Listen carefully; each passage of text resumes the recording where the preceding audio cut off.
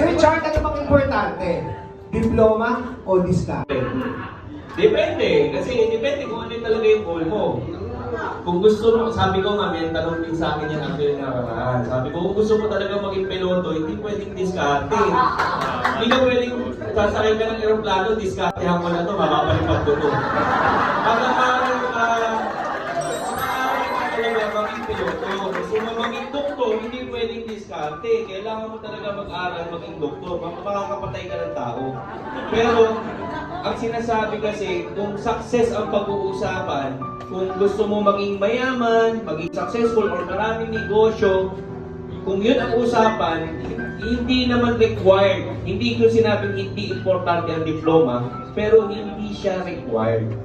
Kung ang usapan ay magninegosyo ka. Kasi wala yun sa kumbaga, sa paano ba kumuha ng business permit?